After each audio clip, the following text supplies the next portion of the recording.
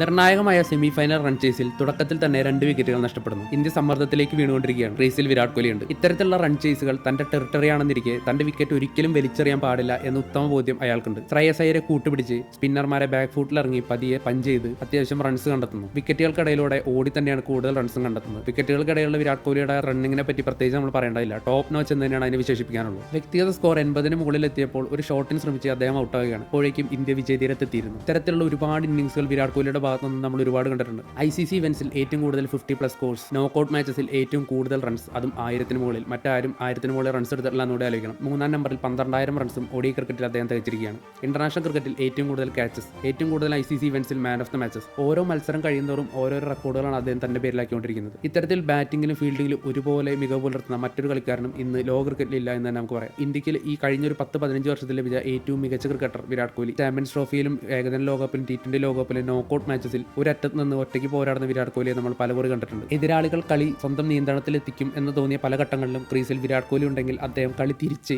ഇന്ത്യയുടെ നിയന്ത്രണത്തിലേക്ക് തന്നെ എത്തിക്കാറുണ്ട്. അത്തരത്തിലുള്ള പല സംഭവങ്ങൾ, പല സന്ദർഭങ്ങൾ നമ്മൾ മുമ്പും കണ്ടിട്ടുണ്ട്. ഇന്നലെയും അത്തരത്തിലൊരു സന്ദർഭം തന്നെയായിരുന്നു. ഇന്നലെ ചേസിംഗിൽ 8000 റൺസ് എന്ന അപൂർവ റെക്കോർഡും അദ്ദേഹം സ്വന്തം പേരിലാക്കിയിട്ടുണ്ട്. കളി ഇന്ത്യയുടെ നിയന്ത്രണത്തിലേക്ക് എത്തിച്ച ഒരു പ്രോപ്പർ ചേസിംഗ്. വിരാട് കോഹ്ലി എന്ന ചേസ് മാസ്റ്റർ തന്റെ ക്ലാസ് കാണിച്ച ഒരു innings. A brilliant cricketer, a brilliant gamer, king for a reason.